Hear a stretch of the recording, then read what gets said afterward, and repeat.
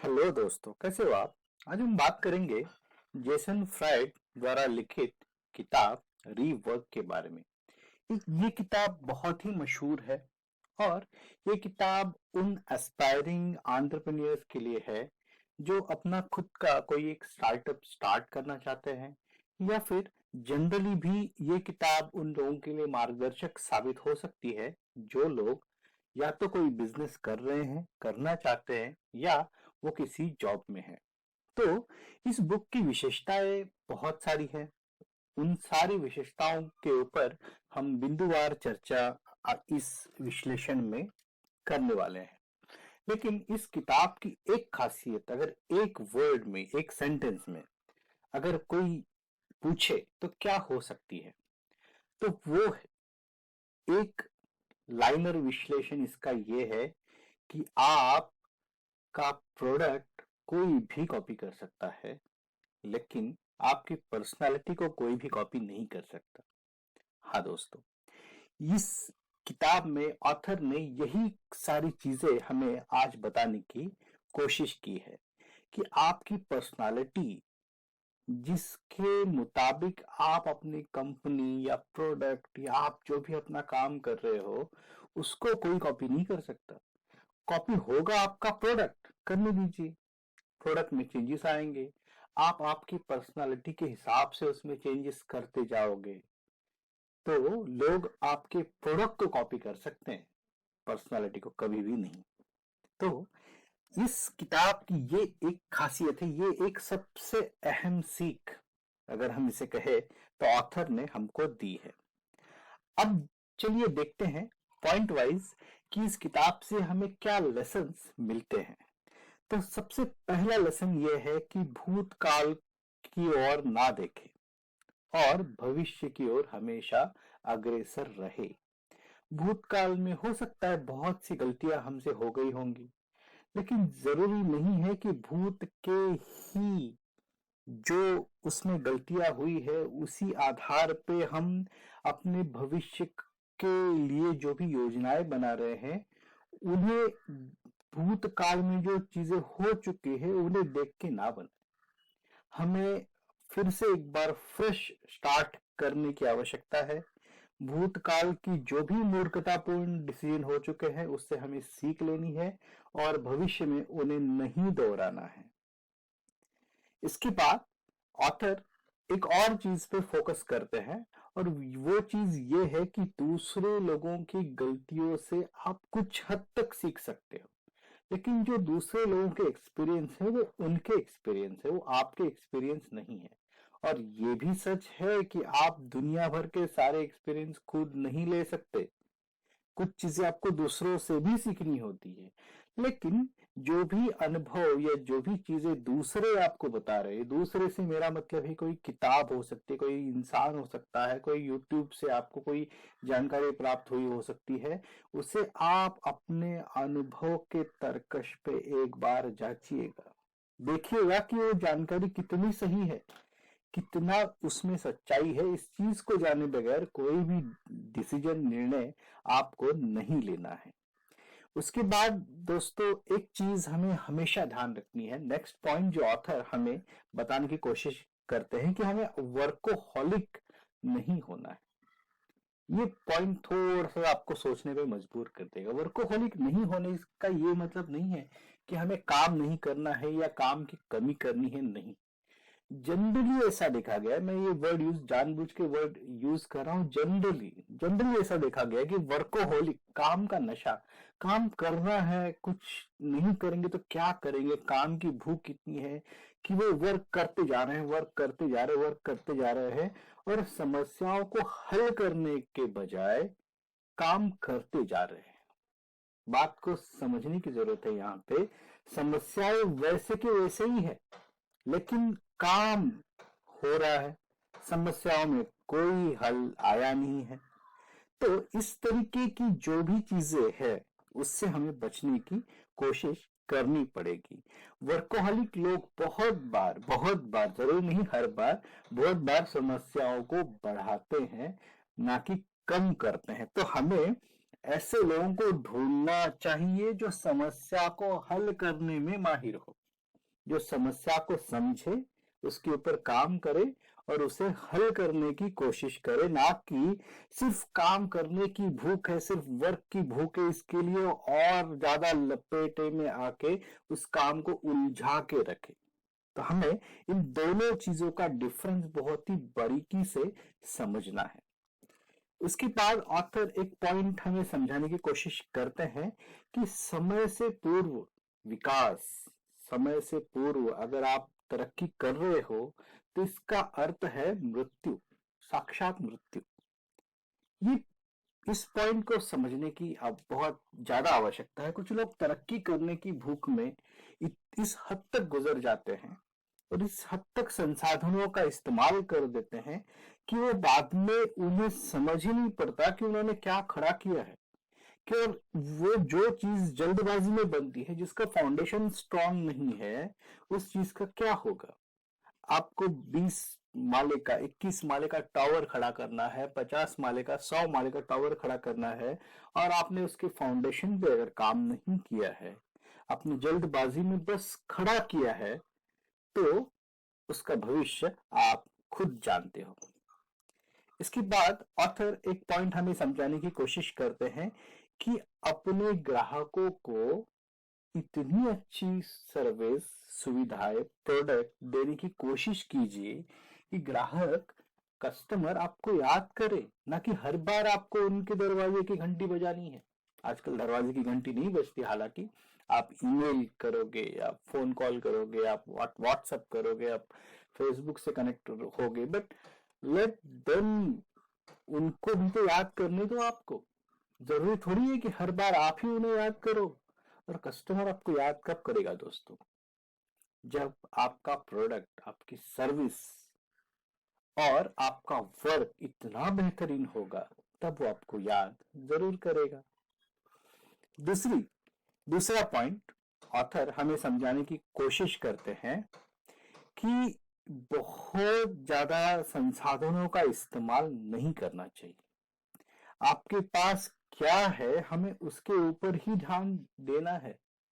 अगर आपने बहुत सारा आपके स्टार्टअप के लिए या आपके जिस किसी भी काम के लिए, बिजनेस के लिए बहुत सारा अगर लोन ले लिया है या बहुत सारे इन्वेस्टर्स को इनवाइट किया है, और फिर आपका कंट्रोल के बाहर सारी चीजें धीरे धीरे चलती जाएंगी, क्योंकि जिससे आपने संसाधन लिए हैं, जिससे आपने पैसा लिया है, आपको उनके मुताबिक चलना पड़ेगा। इसका अर्थ ये नहीं कि आप इन्वेस्टर को ना ले, कम से कम रखें, ताकि कंट्रोल आपका बना रहे आपके स्टार्टअप पे, आपके बिजनेस पे, आपका जो भी काम है उस पे कम से कम इन्वेस्टर आपको लेने चाहिए। इसके बाद ऑथर हमें समझाने की ये कोशिश करते हैं कि आपके पास ऑलरेडी जो संसाधन है उन्हें डेवलप करने की कोशिश करें, ना कि और नए संसाधन जुटाने के लिए और ज्यादा फंडिंग ले। इससे बेहतर पहले आप, आपके पास, आपके हाथ में जो भी संसाधन है, जो भी स्किल्स है, पहले उनसे तो काम ले, फिर नए संसाधनों की खोज में आप लगे रहे। इसके बाद ऑथर हमें ये पॉइंट समझाते हैं कि हमें वर्क स्मार्टली करना है, और जो भी उसमें हमें रुकावटें आती है उन्हें बहुत ही स्मार्टली उससे ओवरकम करना है। ये कैसे कर सकते हैं? ये करने के लिए हमें बहुत कुछ ऐसी छोटी छोटी छोटी चीजों के ऊपर ध्यान देना पड़ेगा। जो भी चीजों के ऊपर हम काम करते हैं, उन चीजों के ऊपर इतना बारीकी से ध्यान देना पड़ेगा कि रुकावटें अगर पैदा हो रही है तो उन रुकावटों का रीजन क्या है, क्यों आई है, उसे हल करने का सॉल्यूशन कहाँ पे है, और भविष्य में इस तरीके की रुकावटें उत्पादकता में न आए, इसके लिए हम क्या कर सकते हैं। ये सारी चीजों के ऊपर हमें फोकस करना है। इसके बाद ऑथर एक बहुत ही इंपॉर्टेंट पॉइंट कहते हैं कि मीटिंग्स इतनी मत करो भाई कि सिर्फ मीटिंग ही हो जाए। मीटिंग में कम समय लगाओ, और मीटिंग में एक टाइमर लगाओ, 20 मिनट्स की मीटिंग, 30 मिनट्स की मीटिंग, और सारी दुनिया को मीटिंग में बुलाने की जरूरत नहीं है। जो भी स्टेक होल्डर्स है, द रिस्पॉन्सिबल स्टेक होल्डर्स जिनके कंधों पे आपने जिम्मेदारी दी है, उन्हीं को बुलाइए, उनके साथ ही चर्चा कीजिए और एक अलार्म वहां पे जरूर होना चाहिए मीटिंग रूम में। वो जब जैसे ही वो 20 मिनट या 30 मिनट्स कंप्लीट हो जाए, आपको एक अलार्मिंग सिग्नल जरूर मिल जाए कि बस सॉल्यूशन पे फोकस करना है, सिर्फ मीटिंग नहीं करनी है। इसके बाद ऑथर हमें एक पॉइंट समझाने की कोशिश करते हैं और वो पॉइंट ये है कि छोटी छोटी जीत जो भी आपको मिले उसके ऊपर आपको ध्यान देना है। आप एक साथ 10 साल का अगर प्लान करोगे तो वो प्लान नहीं होगा, वो होगी एक आपकी विजन। जरूर नहीं वो वैसे के वैसे काम करे, क्योंकि इतनी लंबी अवधि का प्लानिंग सक्सेसफुल होगा ही इसकी कोई गारंटी नहीं, क्योंकि बहुत सारे फैक्टर्स उसमें काम करते हैं। आपको नहीं पता 1 साल के बाद 2 साल के बाद अर्थव्यवस्था किस मोड़ जाने वाली है। आप जिस संसाधनों पर निर्भर है उनकी प्राइसिंग में क्या उछाल आने वाला है आपको नहीं पता है। इसके लिए ऑथर कहते हैं कि आपको छोटे छोटे लक्ष्यों को बनाना चाहिए। वीकली प्लान बनाइए, एक लंबी विजन बना के रखिए, उसे आप स्ट्रेटेजी का नाम से उसे सेव करके रख दीजिएगा एक जगह पे। उसके बाद आप छोटे छोटे छोटे गोल्स बनाइए, वीकली गोल्स बनाइए और उससे अकम्प्लिश कीजिए। आपके पास डेली 2 लिस्ट होने चाहिए कि आज मेरे पास कौन सा काम है और ये काम खत्म होने के बाद मुझे क्या करना है। बस ये 2 ही लिस्ट आप आपके पास रखिए और उन्हीं के ऊपर काम कीजिए। इसके बाद ऑथर कहते हैं कि कंपटीशन इज गुड। हाँ, अगर कंपटीशन नहीं है तो फिर आप किसके साथ लड़ोगे और आप बेहतर कैसे बनोगे। लोगों को भी कंपटीशन पसंद है, जो आपके कस्टमर है उन्हें भी कंपटीशन पसंद है। अगर आपने देखा होगा, विंडोज और एप्पल, 2 ऑपरेटिंग सिस्टम्स, दोनों के अलग अलग डिवाइसेस और दोनों का सदियों पुराने से चला आ रहा हुआ झगड़ा। लोग साइड लेते हैं, लोगों को साइड लेना पसंद है। कुछ लोग विंडोज की तरफ है, कुछ लोग एप्पल की तरफ है, लेकिन लोग साइड लेते हैं। तो कंपटीशन बुरी चीज नहीं है, लेकिन कंपटीशन के नियम और कंपटीशन के जो तरीके हैं उनके ऊपर हमें ध्यान जरूर देना है। उसके बाद ऑथर ये चीज समझाते हैं कि सबको सुनो, सबके फीडबैक जरूर लो। फीडबैक बहुत ही जरूरी चीज है। आपको बहुत सारे लोग सलाह देंगे, बहुत सारे लोग फीडबैक देंगे। सारी सलाह, सारी फीडबैक आप जरूर लीजिएगा, लेकिन जरूर नहीं कि आपको हर एक पे अमल करना है। और एक चीज आप हमेशा ध्यान रखिएगा, जो भी चीज बहुत ज्यादा इंपॉर्टेंट है, बहुत ज्यादा जरूरी है, वो चीज आपके कस्टमर होंगे, आपके वेल विशर होंगे, वो आपके पास बार बार लेके आएंगे।